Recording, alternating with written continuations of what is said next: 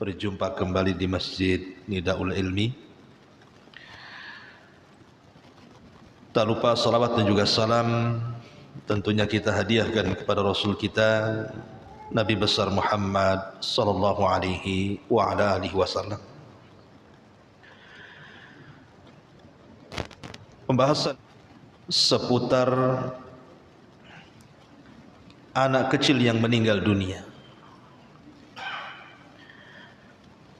Apakah anak-anak kecil yang meninggal dunia seperti bayi-bayi ataupun anak-anak yang belum balik, apabila mereka meninggal dunia, apakah mereka akan merindukan orang tuanya sebagaimana orang tua merindukan anaknya? Karena banyak di antara orang-orang tua yang kehilangan anak mereka, terkadang di antara mereka sampai melamun. Apabila turun hujan, dia terpikir macam mana anaknya pula dalam kubur itu. Jangan-jangan kehujanan. Apabila panas, jangan-jangan kepanasan. Kalau seandainya kemudian di malam hari dia terpikir sama siapa dia. Banyak orang-orang tua yang apabila bayinya meninggal atau anak kecil meninggal, itu bayangannya ke sana. Ma'asyiral muslimin yang dimuliakan Allah Azza wa Jalla, baik kita akan jabarkan tentang kondisi bayi-bayi ini. Pertama kita bicara soal bayi yang masuk ke dalam kubur. Apakah mereka akan ditanya, layaknya juga orang-orang dewasa ditanya oleh malaikat Munkar dan Nakir? Apakah mereka juga akan mendapatkan himpitan kuburan sebagaimana juga umumnya manusia mendapatkan himpitan kuburan? Dan banyak persoalan yang kita akan bahas nantinya. Ma'asyiral muslimin yang dimuliakan Allah Subhanahu wa taala, kita tahu bahwa peristiwa dalam kubur itu ada 4, dan itu yang disepakati berdasarkan nas dalil-dalil yang sahih. Pertama, himpitan kuburan atau disebut dengan dagtatul qabri.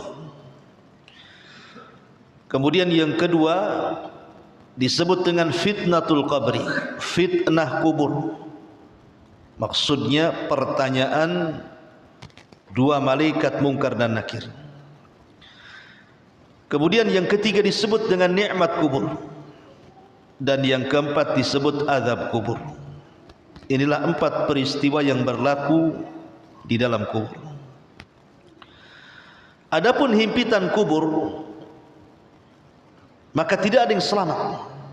Semua pasti terkena himpitan, baik mukmin ataupun kafir, baik bayi ataupun yang sudah dewasa, baik mereka sahabat Rasul atau mungkin bukan sahabat Rasul.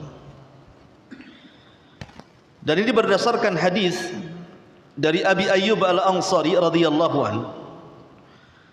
Nabi sallallahu alaihi wasallam bersabda ketika ada seorang anak kecil yang meninggal dunia. Apa kata Nabi sallallahu alaihi wasallam?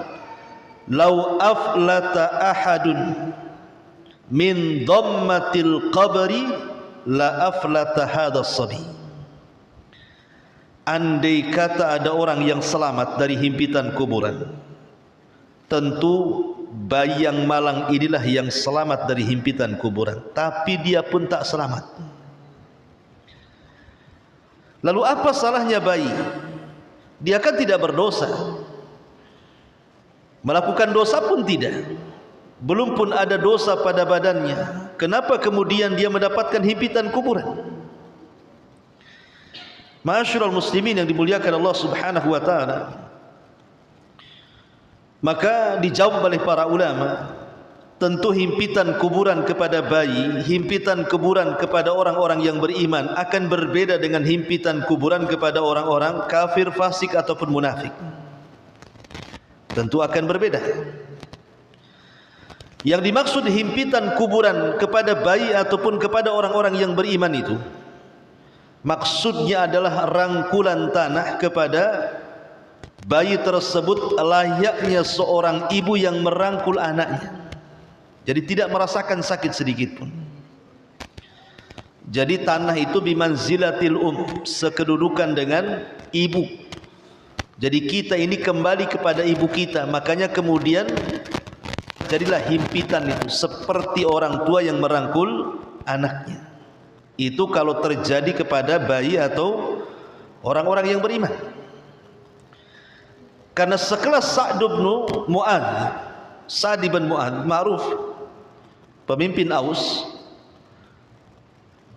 bahkan dia mengislamkan satu kabilah Aus tuh, Sa'd bin Mu'adz. Ketika dia meninggal, arsy Allah bergoncang. Kemudian 70.000 malaikat mengiringi jenazahnya. Kemudian Rasul mengatakan, kalau seandainya ada orang yang selamat dari himpitan kubur, tentu Sa'adlah orangnya. Tapi Sa'ad tidak selamat juga. Artinya semua akan terkena himpitan kuburan.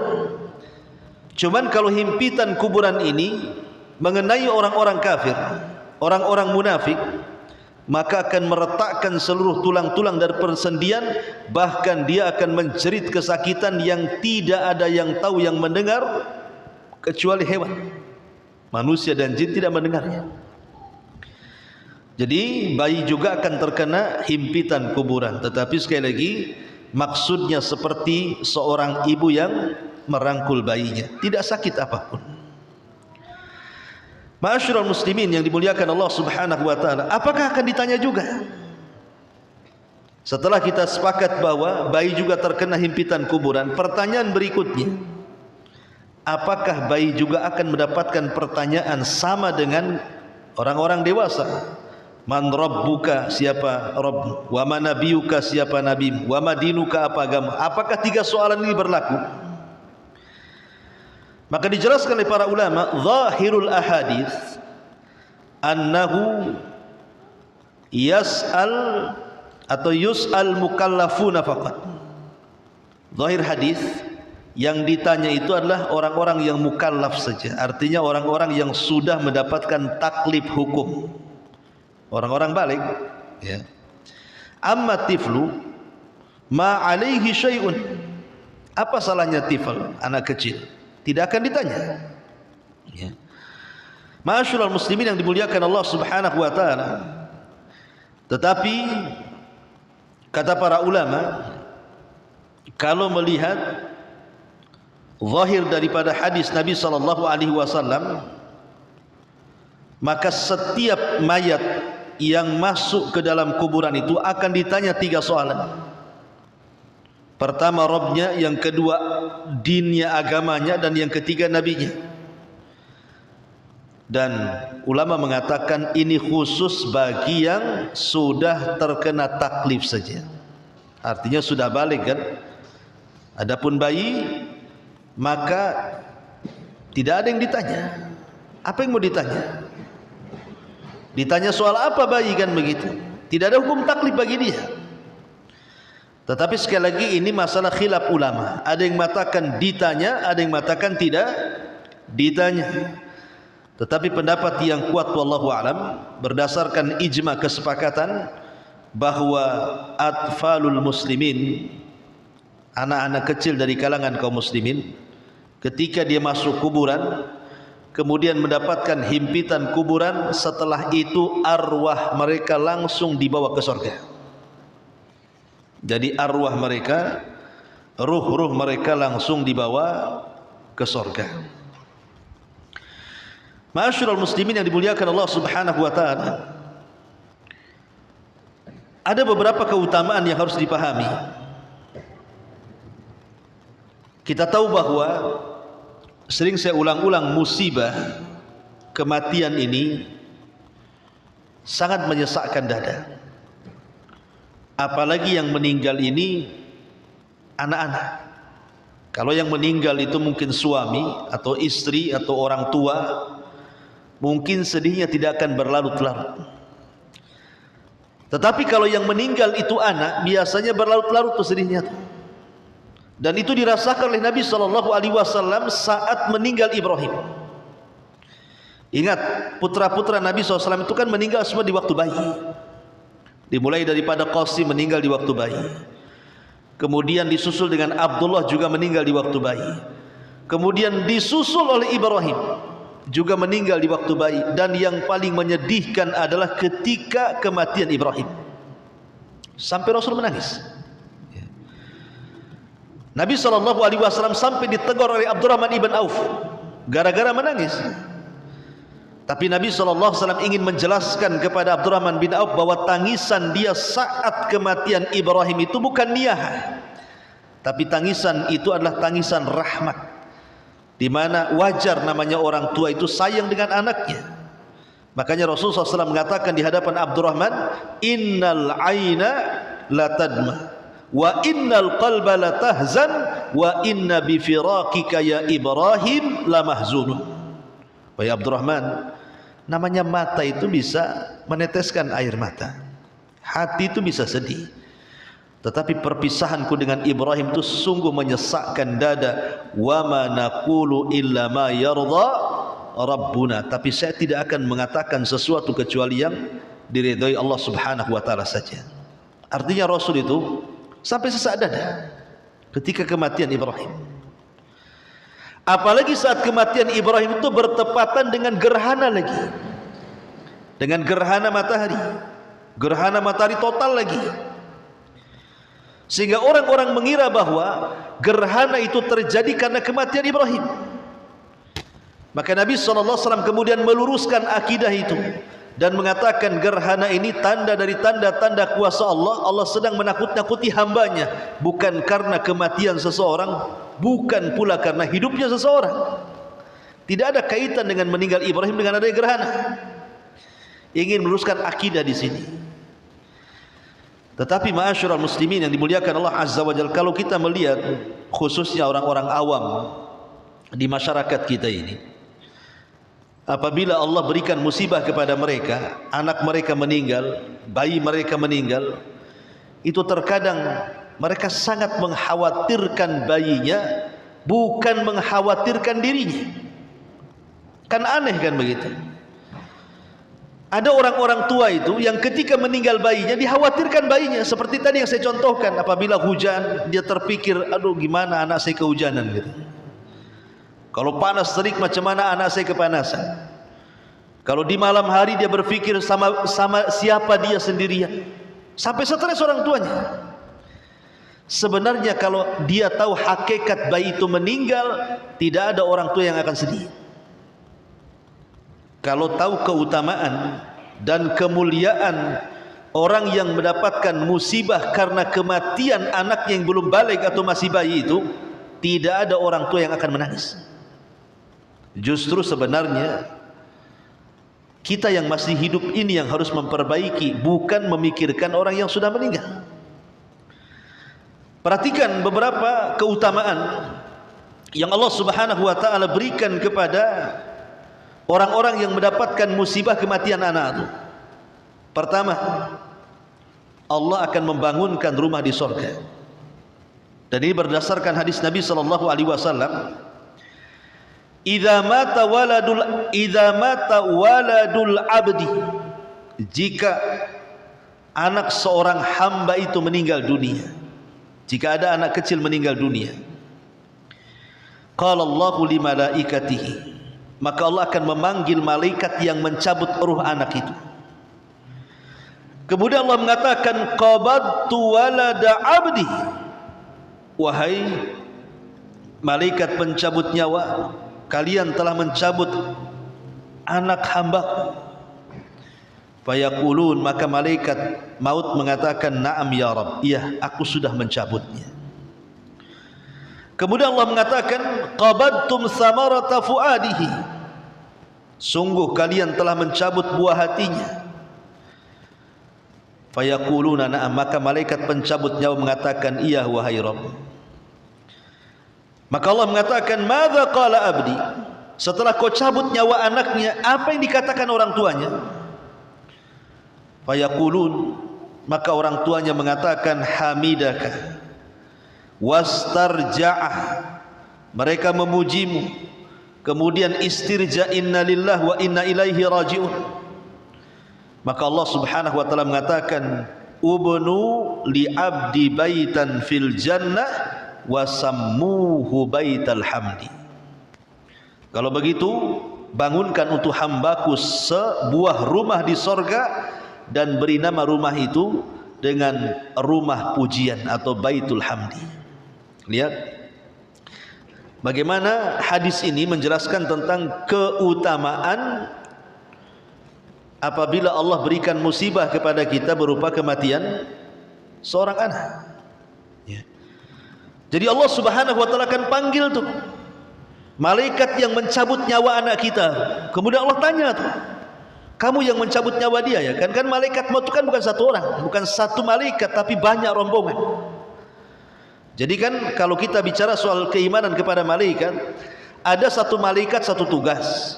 Seperti Jibril jelas tugasnya, Mikail jelas tugasnya gitu. Ada malaikat itu bukan satu tapi rombongan. Nah, seperti malakul maut itu kan rombongan. Bukan satu malaikat maut mencabut banyak orang, tidak. Malaikat maut itu banyak di mana-mana. Makanya terkadang biasanya kalau ada kematian satu hari itu biasanya ngerembet tuh. Besok mati, besoknya mati lagi, besoknya mati lagi, kan itu ya. Jadi malaikat maut itu banyak. Makanya kemudian kalau ada malaikat maut yang mencabut nyawa bayi, maka Allah akan panggil tuh malaikat itu dan dikatakan, betul kau yang mencabut nyawa si fulan, anaknya si fulan? Kata malaikat, iya. Engkau sudah mencabut anak yang paling dicintai oleh orang tuanya. Kata malaikat, iya. Maka Allah mengatakan, apa yang dikatakan orang tuanya? Di sini sebenarnya rahasianya, harusnya setiap orang tua kalau ditimpa musibah kematian anak, kalau anda ingin mendapatkan istana di sorga, lakukan dua perkara. Kata Rasulullah, hamidaka wastarja'a. Puji Allah Subhanahu wa taala dengan ucapkan alhamdulillah. Dan yang kedua, katakan inna lillahi wa inna ilaihi raji'un. Jadi kalau anak kita meninggal dunia, kita katakan alhamdulillah, inna lillahi wa inna ilaihi raji'un. Itu dua kata. Maka ketika kemudian dua kata ini diucap, maka Allah katakan kepada para malaikat, ubnu li abdi baitan fil jannah wasam.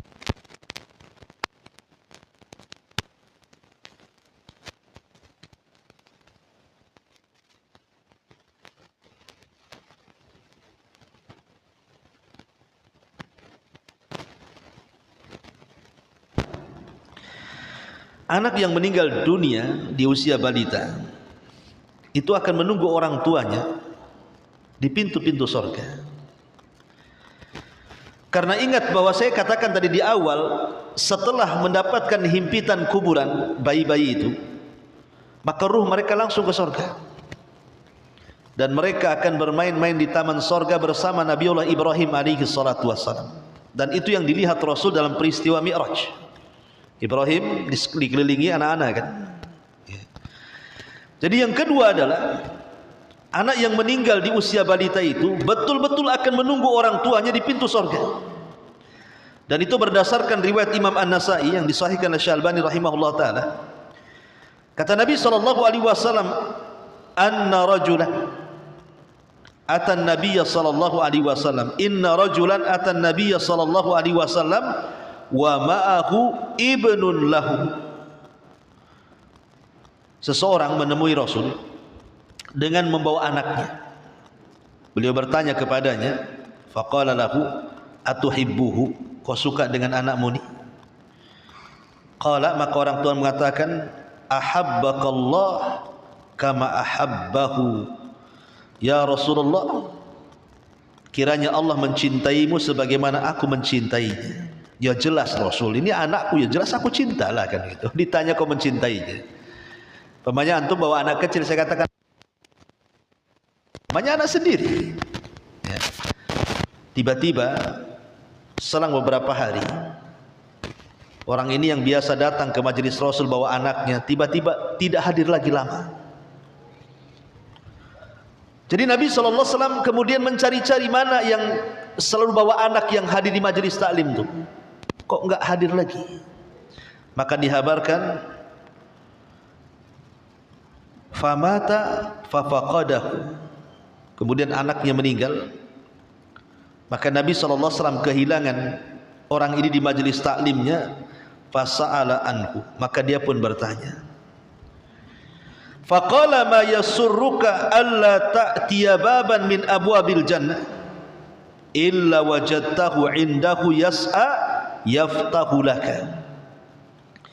Ketika Nabi SAW melihat orang itu murung karena anaknya meninggal, sedih, murung, anaknya meninggal, maka Nabi mencoba menghibur dan mengatakan kepada orang tuanya ini, tidakkah engkau ingin mendatangi pintu sorga? Tidakkah engkau ingin mendatangi pintu sorga kecuali telah engkau dapatkan anakmu akan membukakan pintu itu untukmu. Jadi Nabi SAW menghabar gembirakan kepada setiap orang tua yang meninggal anaknya sebelum balik. Pertama, kalau dia sabar mengharap pahala Allah, kemudian dia istirja dan memuji Allah Subhanahu wa taala, maka anak ini yang akan menyeret orang tuanya dimasukkan ke dalam surga.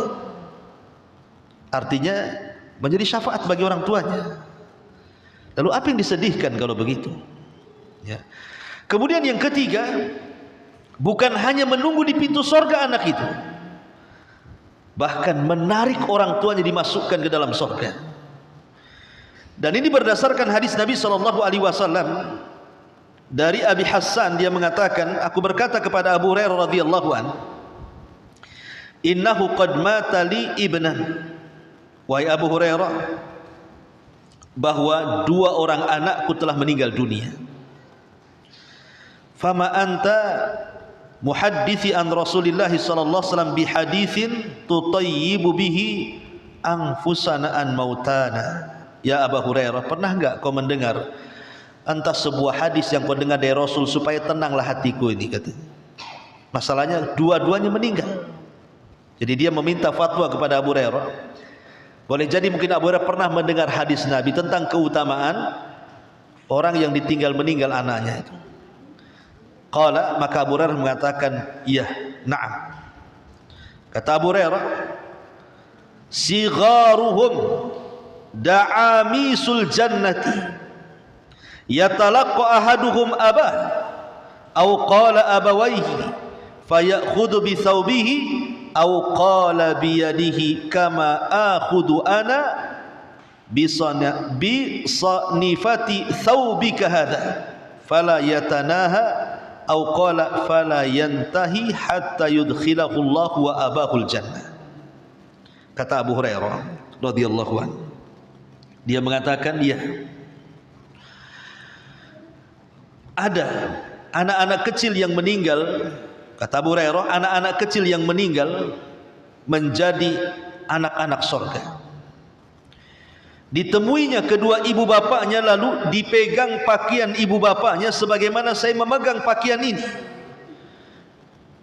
dan tidak berhenti memegang pakaian sampai Allah memasukkannya dan kedua ibu bapaknya ke dalam surga. Jadi bukan hanya berdiri pintu surga sambil dipegang ini ya. Jadi pakaian orang tuanya itu dipegang begini, disuruh masuk ke dalam surga. Kan luar biasa gitu ya. Lalu apa yang disedihkan? Harusnya senang kalau seandainya anak kita meninggal. Ya, secara lahiriah kita sedih, bagaimanapun itu adalah buah hati kita, kan begitu. Tapi buat apa dilarut-larutkan dengan kesedihan? Harusnya mereka itu bangga dan bahagia kalau mereka mendengar hadis ini, kan. Anak itu akan jadi syafaat, bahkan akan menarik orang tuanya ke dalam surga. Luar biasa ikhwatu fiddin, muliakan Allah azza wa jalla. Bahkan lebih daripada itu, bisa menjadi hijab dari neraka. Dalam sebuah hadis Nabi SAW mengatakan, ayyuma imra'atun mata laha thalathah minal waladi kanu laha hijaban minan nar. Qala imra'ah wathnan, qala wathnan. Rasulullah SAW mengatakan, seorang wanita muslimah manapun yang telah didahului wafatnya oleh ketiga anaknya, maka mereka akan menjadi penghalang baginya dari api neraka. Ada seorang wanita bertanya, Rasul, bagaimana kalau yang meninggal satu orang atau dua orang? Kata Nabi SAW, ya, walaupun 2 orang tetap akan menjadi penghalang dari api neraka. Artinya bahwa anak-anak yang meninggal dunia duluan daripada orang tuanya, kemudian orang tuanya sabar, ihtisab mengharap pahala Allah, kemudian redha dengan kematian anaknya, maka anak itu akan menghalangi kita dari api neraka. Anak itulah yang akan menghalangi kita dari api neraka, sehingga kita akan dibawa oleh anak tersebut ke dalam surga. Makanya dalam sebuah hadis yang lain Rasul mengatakan, ma minan nas yutawaffa lahu thalathun lam yablughul hantha illa adkhalahu Allahul jannah bi fadli rahmatihi iyyahu. Tidaklah seorang manusia, dalam riwayat seorang muslim, yang ditinggal wafat oleh 3 orang anaknya yang belum balik, kecuali Allah akan masukkan ia ke dalam surga karena limpahan rahmat yang Allah berikan kepada mereka. Lihat di sini, berarti kalau kita kumpulkan keutamaan yang sudah kita bahas, berarti ada 4 keutamaan. Kalau seandainya di antara kita diuji dan dicoba, anak kita meninggal dunia dan mereka belum balik, ataupun balita atau masih kecil, pertama saya ulang, Allah akan membangunkan baginya rumah di sorga, dan rumahnya langsung diberi nama oleh Allah Baitul Hamdi, rumah pujian. Yang kedua, bayi itu akan menunggu di pintu-pintu sorga. Yang ketiga, bayi-bayi itu akan menggeret pakaian orang tuanya dan dipaksa masuk ke dalam sorga. Dan yang keempat, anak itu akan menjadi hijab, penghalang antara orang tua dengan api neraka. Ma'asyiral muslimin yang dimuliakan Allah Azza wa Jalla, sekarang pertanyaannya pun muncul. Kalau seandainya kita sebagai orang tua nih kan rindu dengan anak kita yang sudah meninggal, akhirnya kita berziarah ke kuburan anak kita. Pertanyaannya, apakah bayi yang sudah dikubur itu, yang sudah berpindah alam ke alam barzah itu, mereka merindukan orang tuanya yang datang menjenguk dia ketika ziarah kubur, ataukah macam mana? Ya. Ma'asyiral muslimin yang dimuliakan Allah Azza wa Jalla, bicara soal apakah penduduk kubur itu rindu dengan orang yang berziarah, sudah saya jelaskan berkali-kali di sini, ini perkara gaib, tidak bisa ditetapkan kecuali dengan dalil. Perkara gaib itu tidak bisa ditetapkan kecuali dengan dalil. Dan tidak ada dalil yang menjelaskan perkara ini. Tidak ada dalil kecuali ada beberapa riwayat. Contohnya umpamanya, ma min rajulin yazuru akhan lahu kana ya'rifuhu fid dunya fayusallimu alaihi illa arafahu wa radda alaihi salam. Tidaklah seseorang yang berziarah mengunjungi saudaranya yang sudah meninggal, yang ia kenal selama di dunia, kemudian dia mengucapkan salam, kecuali pasti akan mengenali dan akan mengucapkan salam kepadanya. Seandainya hadis ini sahih, kata para ulama, boleh jadi mungkin orang-orang yang dikubur itu merindukan kita, tetapi bukan merindukan ingin melihat wajah kita, ingin melihat kondisi kita, ingin melihat penampilan kita, bukan. Kalaupun mereka rindu itu, rindu supaya kita mengirimkan doa untuk mereka. Tetapi ma'asyiral muslimin yang dimuliakan Allah Azza wa Jalla, walaupun mereka mengetahui ataupun tidak mengetahui, maka kewajiban kita tetap berdoa kepada mereka. Dan ziarah kubur itu, sering saya ulang-ulang, manfaatnya bukan kepada orang yang mati. Ziarah kubur itu manfaatnya kepada orang yang hidup yang berziarah. Ya, catatan di sini ya. Ziarah kubur manfaatnya bukan kepada yang dikubur, tapi ziarah kubur itu manfaatnya lebih kepada penziarah itu sendiri.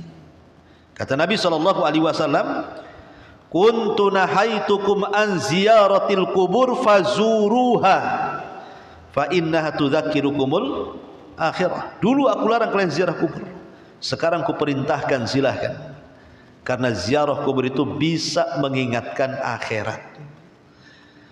Berarti kalimat bisa mengingatkan akhirat dari sini manfaatnya untuk siapa? Untuk yang berziarah. Adapun yang diziarahi orang-orang yang sudah meninggal, adapun yang diziarah orang-orang yang sudah meninggal, manfaat mereka itu kalau kita kirim doa. Kalau kita mengirim doa itulah baru manfaat, atau kalau kita sedekah untuk mereka baru bermanfaat. Ya. Ma'asyiral muslimin yang dimuliakan Allah Azza wa Jalla, wallahu alam, apakah kemudian anak itu akan merindukan orang tuanya atau tidak? Yang jelas di perkara gaib memang khilaf ulama, ada yang mengatakan ya merasakan, ada yang mengatakan tidak.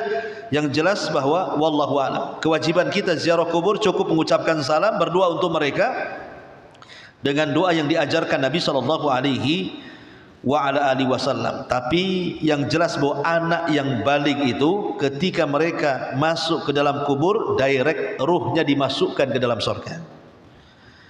Dan apabila kemudian orang tuanya meninggal dunia, maka orang tuanya juga akan berjumpa dengan mereka.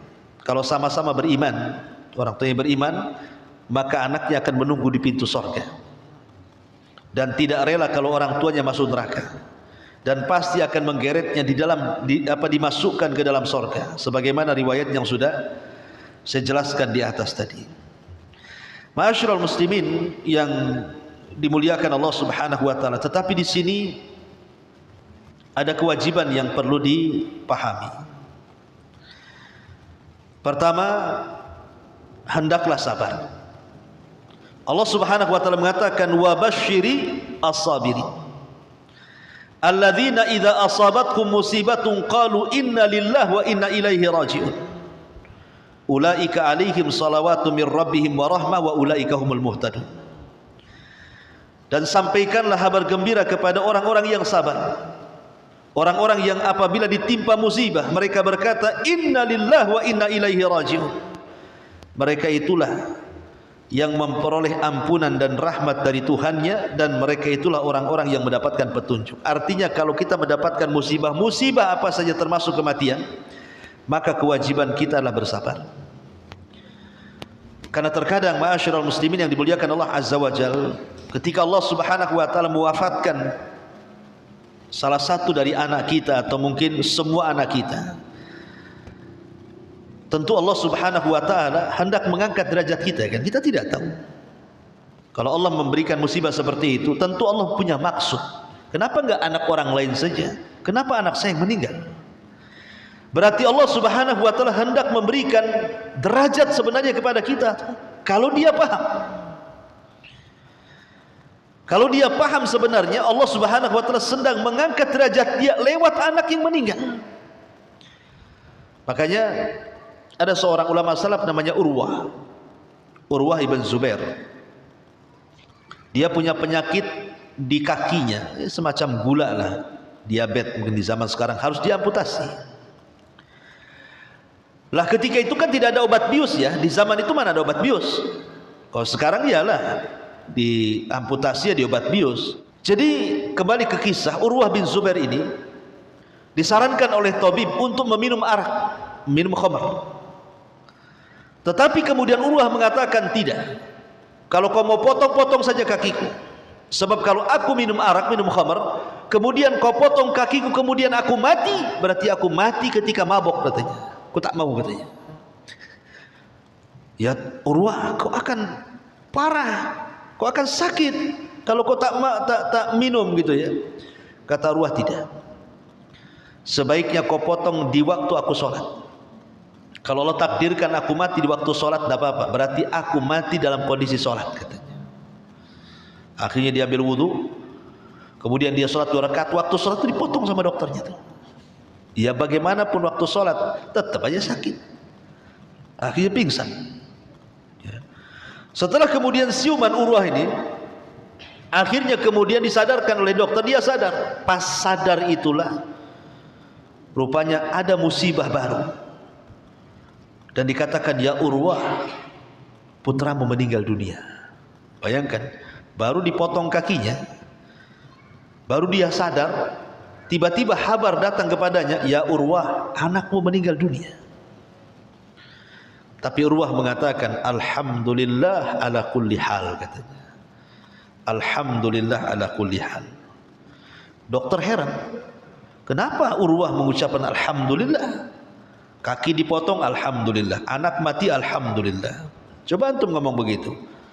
Ya, mobil antum dicuri orang, alhamdulillah. Kira-kira apa kata orang? Rumah antum roboh tuh, alhamdulillah. Anak antum meninggal, alhamdulillah. Ada yang ngomong begini? Kalau ada orang begini, gila tuh. Itu gendeng katanya, orang gila tuh. Dia tidak paham perkataan Urwah alhamdulillah tuh. Kenapa Urwah mengucapkan alhamdulillah? Jadi sang dokter bertanya, ya Urwah, kenapa kau mengucap alhamdulillah? Kata Urwah, dok, Allah berikan 4 anggota badan, 2 tangan 2 kaki, kau baru potong 1, masih ada 3 lagi, alhamdulillah. Lalu kenapa anakmu meninggal kau bilang alhamdulillah? Anakku loh ada 6, kalau mati 1 masih tinggal 5, alhamdulillah. Gitu maksudnya. Maksudnya alhamdulillah itu bukan mengucapkan kepada musibahnya, tetapi mengucapkan kepada nikmat yang tersisa kepadanya. Jadi alhamdulillahnya itu kepada nikmat yang tersisanya, bukan kepada musibahnya. Kepada musibahnya kita katakan inna lillahi wa inna ilaihi raji'un, kepada nikmat yang tersisanya kita katakan alhamdulillah. Itulah yang disebut hamidaka wastarja tadi. Karena terkadang orang ini ketika hilang nikmat, dapat musibah, yang dipikir musibahnya, nikmat yang ada itu tidak pernah dipikir tuh. Hilang dompet, yang dipikirkan dompetnya saja, pada rumahnya masih ada, berangkasnya masih penuh, mobilnya masih bagus, dompetnya aja yang hilang. Itu yang dipikirin gitu ya. Ya Ustaz, tuh dompet tuh semua surat-surat di situ tuh. ATM semua di situ ya. Masyaallah muslimin yang dimuliakan Allah Azza wa Jalla. Tapi di sini bagaimana Urwah bin Zubair memberikan gambaran kepada kita, mengajarkan satu sikap sabar saat mendapatkan musibah. Bahkan ada seorang ulama bahasa namanya Al-Imam Al-Asma'i rahimahullah, seorang ulama nahwu. Itu kalau belajar nahwu pasti akan dinukilkan perkataan Imam Al-Asma'i ini. Jadi Imam Al-Asma'i ini satu hari dia sedang thalabul ilmi di masa mudanya bersama kawannya, kemudian tersasar di padang pasir, habis bekal, tidak ada makanan, tidak ada minuman, hampir mati Imam Al-Asma'i dan kawannya ini. Akhirnya di tengah jalan dia melihat ada tenda. Alhamdulillah, selamat kita dari kematian katanya. Bisalah kita meminta makanan di tenda itu atau minuman yang ada di situ. Datanglah ke tenda itu, rupanya di tenda itu ada seorang ibu yang sudah tua sekali. Maka Imam Al-Asma'i mengucapkan salam, assalamualaikum. Kata ibu itu, waalaikumsalam. Kemudian Al-Asma'i menjelaskan bagaimana dia tersesat di tengah padang pasir sampai kehilangan bekal makanan dan minumannya. Rupanya ibu yang tua ini adalah ibu yang solehah, ibu baik hati, dan mengatakan, iya nak, tunggu nak, saya punya anak kecil, tapi dia sedang keluar. Masalahnya dari pagi dia keluar, sekarang sudah sore dia tak pulang-pulang. Kalau dia pulang, nanti saya suruh dia untuk memerahkan air susu kambing dan disuruh menyembelih seekor kambing untuk kalian makan katanya. Akhirnya Imam Al-Asma'i pun menunggu anaknya balik. Rupanya dari kejauhan nampaklah ada 2 unta. Yang satu ditunggangi, yang satu tidak ditunggangi. Makin dekat, makin dekat, makin dekat. Tiba-tiba yang menunggang unta mengatakan kepada ibu itu dan mengatakan, ya ummah, wahai ibu, katanya, absyir,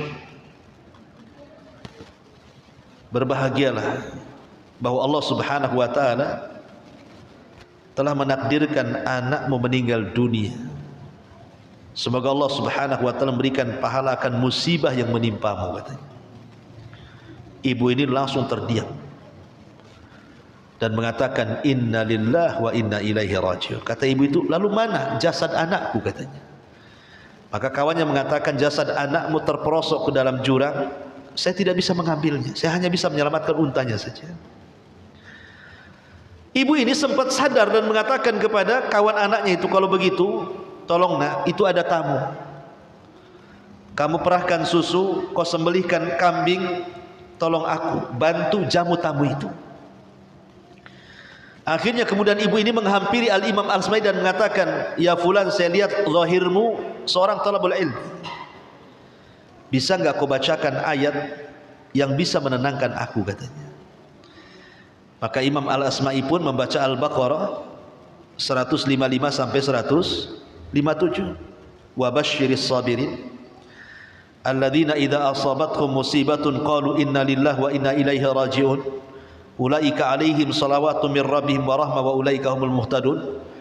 Kemudian kata ibu ini, sekarang hatiku sudah tenang, katanya. Izinkan aku melaksanakan 2 rakaat salat. Akhirnya ibu ini mengambil wudu, kemudian salat 2 rakaat. Ketika sujud, ibu ini tidak bangun lagi, meninggal karena terserang penyakit jantung memikirkan anaknya baru meninggal. Kata Imam Al-Asma'i memberikan catatan, demi Allah, seumur hidupku aku tidak pernah melihat orang tersabar kecuali ibu ini, katanya. Dia masih sempat istirja inna lillahi wa inna ilaihi raji'un, dan dia sempat mendoakan Allahumma hjurni fi musibati, ya Allah, berikan pahala akan musibah yang menimpaku. Harusnya seperti itu. Orang yang terkena musibah harus betul-betul tabah, sabar, minta pahala kepada Allah Subhanahu wa ta'ala. Wallahu a'lam bishawab. Ya, pembahasannya sebenarnya panjang, tapi